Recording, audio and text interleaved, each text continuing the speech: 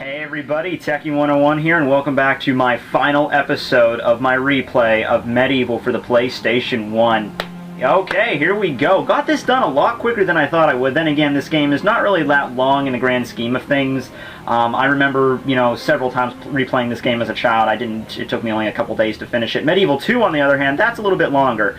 It's kind of weird, too, because in Medieval 2, I'm not going to give too much away, but you don't exactly have a map screen in that game. There's kind of a different method for choosing your level. It's basically the same premise. It's just not a map screen like this. And this game has the giant map screen that kind of gives the impression like you're exploring some crazy world that's going to take you. It's like an RPG. It's going to take days upon weeks upon months to finish. But no, we're at the end here. This is the final stage of Zarok's Castle, aptly titled Zarok's Lair. So, let's just dive in and see what terrible horrors the master of the macabre and the guy who brought to life into dead corpses. I'm being repetitive here, but this is going to be so awesome. Oh, and I'm still on the Demented Thomas the Tank Engine. That's nice. As you have noticed, all my health and all my life bottles has been nicely refilled to absolute maximum. Went back and I must have replayed the graveyard a good 3 or 4 times to get all that shit done. Also, I went back a couple times to get as much money as possible so I could restock all of our long-ranged weaponry, except for magic longbows, because we only had 48. It's a maximum of 50. It caps off at that, so I didn't really see the need to refill that much. I also regenerated our golden shield, so we're going to equip that. Let's see, what else do we have here? We got the lightning, which I'm finally going to be busting out some lightning reckoning this level. Break out some fucking Zeus power. Feel the power of Jupiter and cower in fear. Okay, I'm just being dramatic. Alright, let's do this. Final stage. Let's check out what he's got to say about this. We never thought you'd get this far. Yeah, well, screw you. I am Sir Daniel fucking Fortescue, and I am awesome. That's what Fortescue's. That's just what he does, man. That's just what he does. It's funnier because in Resurrection, he has kind of like a comedic element going on. I keep quoting Resurrection. I don't plan on doing an LP for that because it's basically just like doing this game, except with a more comedic tone to it. But they play it for laughs in Resurrection for the most part, that Sir Daniel was kind of like a coward who ran at the battle, and the entire... I mean, in this game, it's stated that he was a coward too, and he's kind of doing a redemptioning type deal to be accepted into the Hall of Heroes, but it's much more elaborated upon in Resurrection. Here it's much more darker turns, so let's do it. The final bout between the Evil Master. Let's do this. Alright, so off to a good start. It seems Zarok has constructed a massive freaking battle arena for us to go crazy in. I don't know why my copper shield is equipped. I think I did that by accident, so I'm going to switch back to gold here. It's a moot point. Okay, so what you want to do is, after you step upon that emblem in the center of the room, that's going to start the show. So what you're going to want to do is you're going to head over here, you're going to get this item. It's a very important item. It's called Good Lightning. Please do not attempt to try it out first thing you do, like I did when I first got it when I was a little kid and I didn't have the strategy guide. I'll show you what it does in a second. That's what it does. It drains your health. And you're thinking, what kind of weapon is that where it drains my health? Well, if you haven't played this game yet, you'll see. It's actually very important. It's a very interesting way how they play out this final battle. There's actually 3 stages to the final battle, and the first stage is very unique. It's not just a typical hack and slash. So let's start the Game of Thrones, except it's a game of... I guess it could be a Game of Thrones. I guess in a way I'm dethroning Zarok or whatever. I see that a century spent as well. It's like a Batman villain. It's like, we meet again, Batman. But little do you know, I've already strung up Robin to this giant lava cauldron of acid worms. I don't know what the hell. Alright, so I gotta give Zarok some credit. He actually has an army, like an actual legit army. All we got's a crossbow and some chicken drumsticks. Yeah, I think we might be outmatched here, guys. I think we're kind of screwed. These warriors are magic resistant too, so none of my attacks are going to be able to beat them. Crap. Wait, what?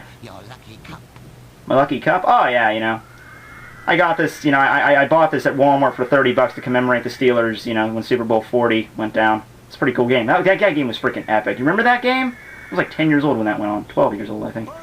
Okay, whatever. For the honor of Gallowmere. Okay, awesome. We have troops now. Alright, so I'll have a badass, I don't know. Okay, your reckoning shall be handed towards you, Zarok, by me.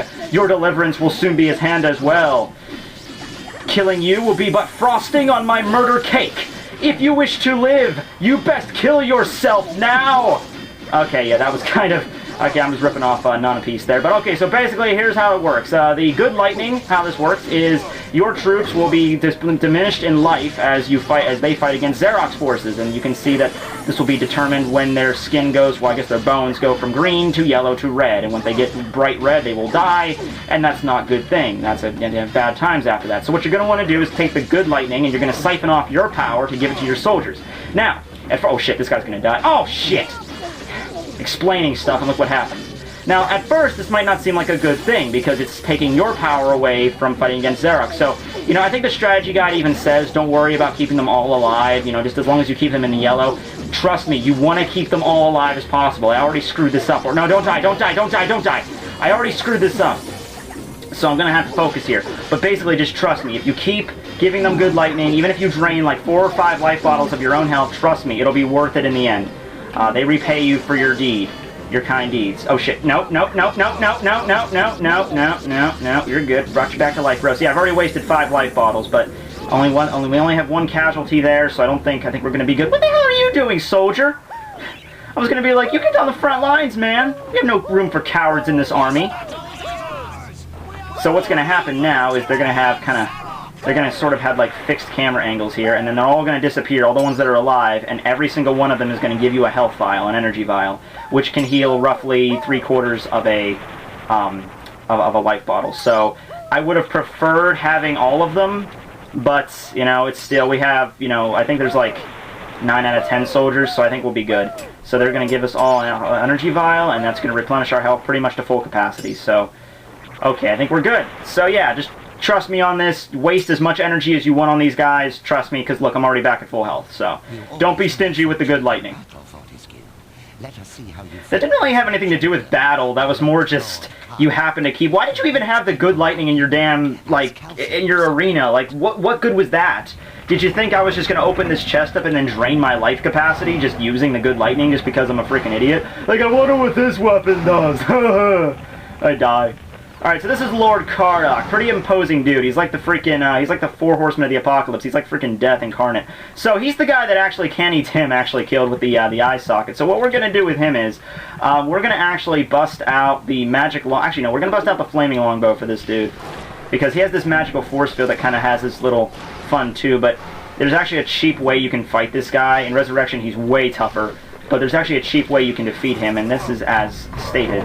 Just stand close to him, keep hammering him with the fire, keep hammering him with the fire, and I can basically just, because my health, it's just really, it's a test of fertility. Because it's an exercise of fertility, because look at this, I mean, this guy is pretty badass and everything.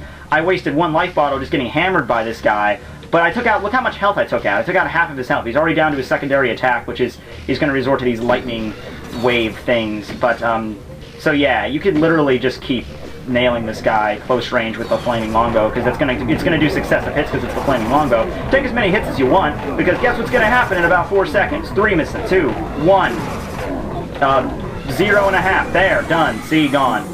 That was really tough. Expert champion, huh? Xerox only took me 2 life bottles. God, I had more of a challenge from a freaking dragon. And pumpkins. And fucking scarecrows. Bring it on, bro. Okay, so now he's going to bust out the big guns. The most powerful technique possible for a dark wizard of his caliber. He's going to summon, like, the Doom Train. You remember playing Final Fantasy? Was that Final Fantasy VII Doom Train, or was that 8? Was that Selphie? That was Selphie, so that would have been Final Fantasy VIII. Doom Train. Love that demented little Thomas. That should have been the real finisher here. Come on, Xerox! Yeah, he's kind of, he's not really used to the dark powers of, I guess the book of, I guess he has the Necronomicon. I guess it has spells that turn you into a chicken and a goat. I guess that's just kind of what he does. Did you get it now, buddy? You finally ready to fight? What the What the hell? What do you call that? Is that supposed to be imposing? I'm sorry, buddy, but that's not. It's like if Joseph's Amazing Technicolor Dreamcoat took on sentient form. Thing is hilarious. I mean, you kind of look like a Sphinx, but even the Sphinx has more dignity than that, and the Sphinx is missing a nose. And my God, you're spitting your bogers at me. This is not my idea of a real powerful enemy. Fun thing you can do here. I'm gonna bust out the lightning just because. But fun weapon that's actually insanely useful against this dude, at least in his second form. It's gonna be dragon armor. Yeah, we're gonna take this dude out with fucking dragon armor in the eye. I swear we are. Look how much freaking, look how much we're freaking gnawing at this guy. Sorry about that. There was an issue there with the recording. It's supposed to give me a warning when it stops, but this is on the last level. This is the final level of the game. The recording decides not to give me a warning that, hey, by the way, your recording stopped.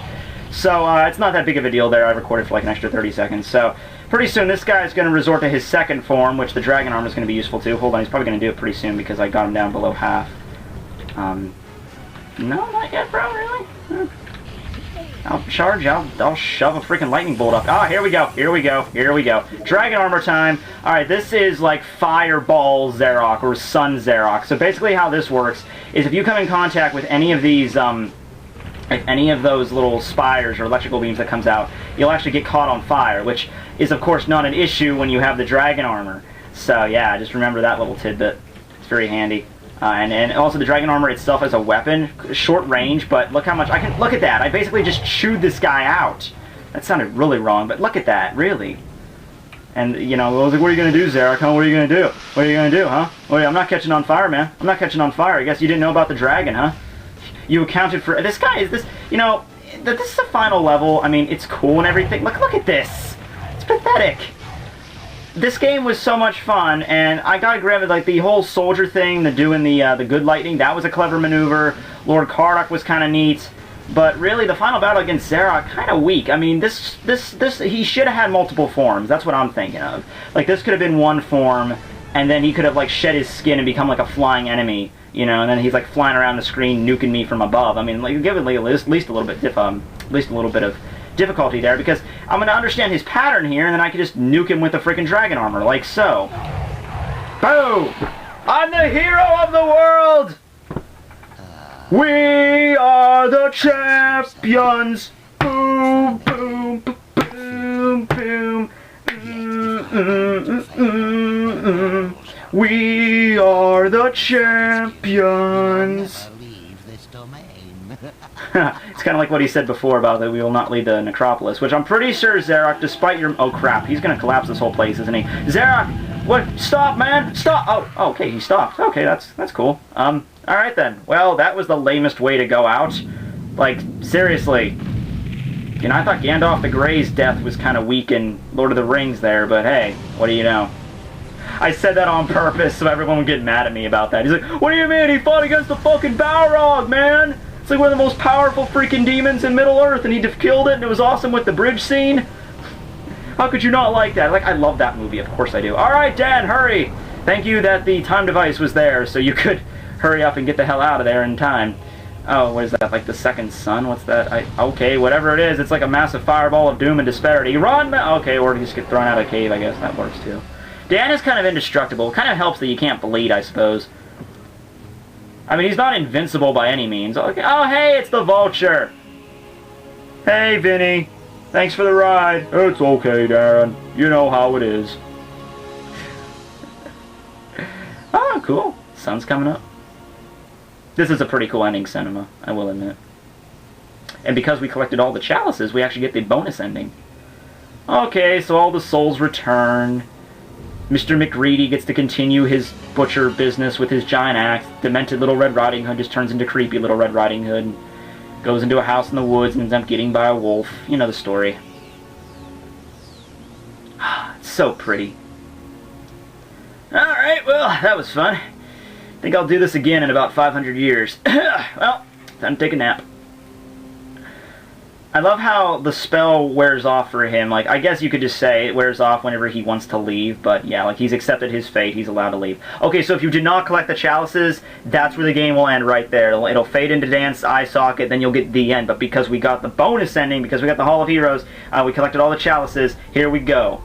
And that really shouldn't be working, because that should be really the door to Megwyn's chamber, but whatever, I'm not really going to care about continuity at this moment. It's time to get drunking, have fun. Oh yeah, man. Toss me a pint and, you know, hey, what about Izanami? You know, Izanami in the corner of the room there. Is she single, you know what I mean?